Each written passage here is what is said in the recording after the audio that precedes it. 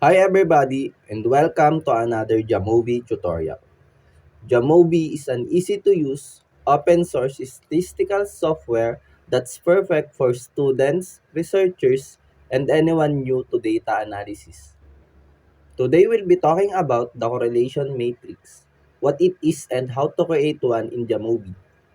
A correlation matrix is a table that shows the strength and direction of relationships between multiple variables at once. It's a useful tool for quickly seeing how variables are related and for identifying patterns that can guide further analysis. For this Jamovi tutorial, we will use a sample study entitled Work Values and Teaching Performance of Instructors and Professors in the College of Information Technology Education.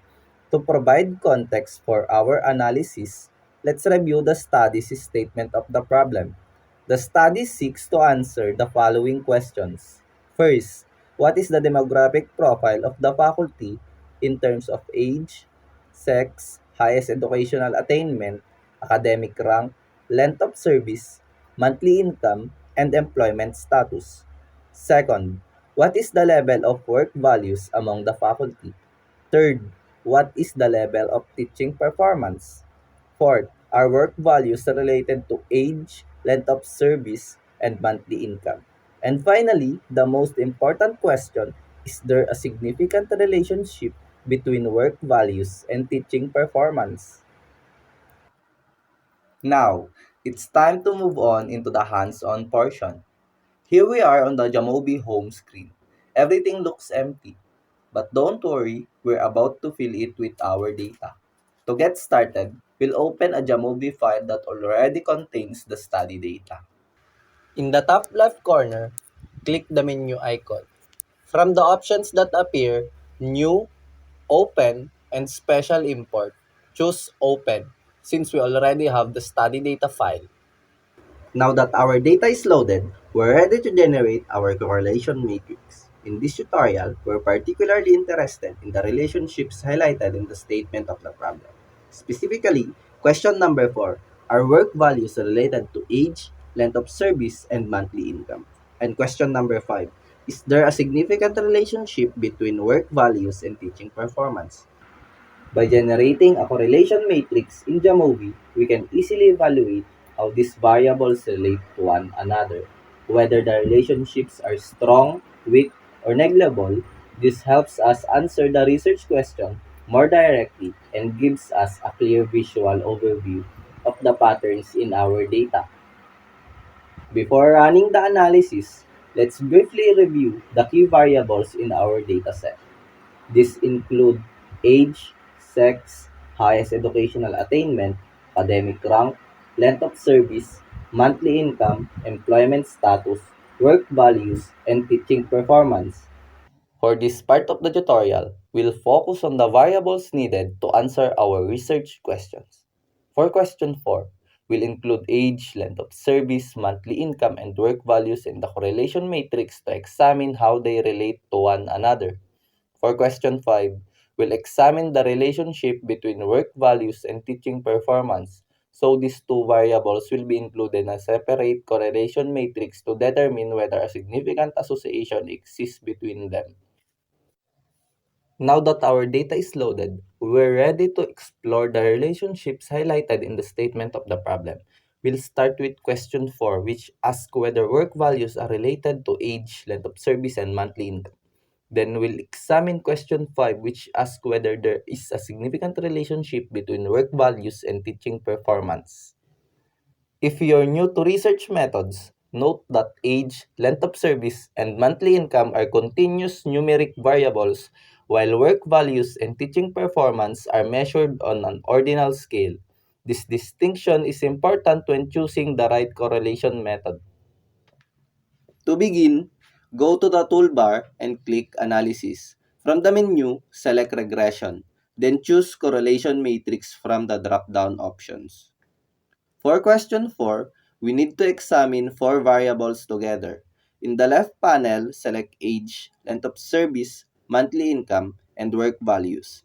Then click the left arrow icon to move them into the correlation table on the right. Pause here and check that your variables match the ones I just mentioned before continuing.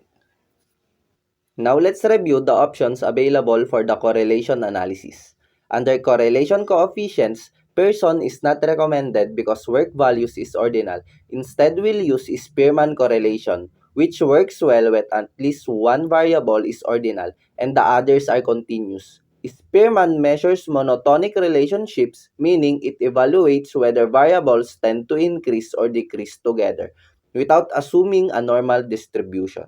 Kendall-Stauby is another alternative for ordinal data but is optional. In the additional option section, we'll focus on report significance to display p-values, which indicate whether each correlation is statistically significant or likely occurred by chance.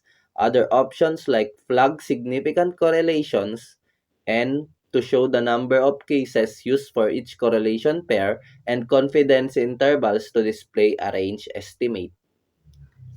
Under hypothesis testing, the default correlated option tests for any monotonic correlation, positive or negative. You would only choose correlated positively or correlated negatively if you had a specific directional hypothesis. Finally, the correlation matrix plot is optional but provides a heat map style visual representation of correlations which can be helpful for spotting patterns at a glance. With these settings configured, Jamovi generates the correlation matrix, showing all pairwise relationships among age, length of service, monthly income, and work values. Pause for a moment to review the table and notice how each coefficient indicates the strength and direction of a relationship. Now let's move on to question 5, which focuses specifically on the relationship between work values and teaching performance. Both of these variables are ordinal, meaning they represent rank categories rather than exact numeric values. The procedure is the same as for question 4. Select work values and teaching performance and move them into the correlation table. Make sure Spearman correlation is selected and that report significance is checked. Jamovi will now display the Spearman correlation coefficient, often written as rho, along with the significance level. Pause here to note these values before moving to interpretation. Now let's interpret the result. Each cell shows the correlation coefficient between -1 and +1. Positive values means variable increase together. Negative values means one increases as the other decreases. And values near zero suggest no meaningful relationship. The p-value tells us if the correlation is statistically significant. For our first question, are work values related to age, length of service, and monthly income? The results show work values has strong positive correlations with all three. Age, raw equals 0.754. Length of service, raw equals 0.746. And monthly income, raw equals 0.754. All with p-values less than 0.001. This means the faculty who are older, have longer service, or earn higher incomes tend to report significantly higher work values. For our second question, is there a significant relationship between work values and teaching performance? Yes, the correlation is 0.787 with P less than 0.001.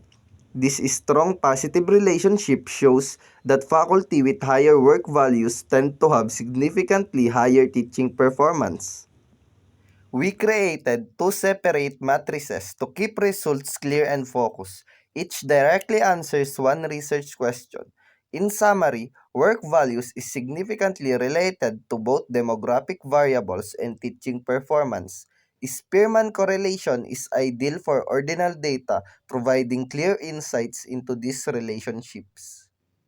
That concludes our tutorial. Practice with your own data, explore Jamovi's option, and you'll soon feel confident performing correlation analysis for your research.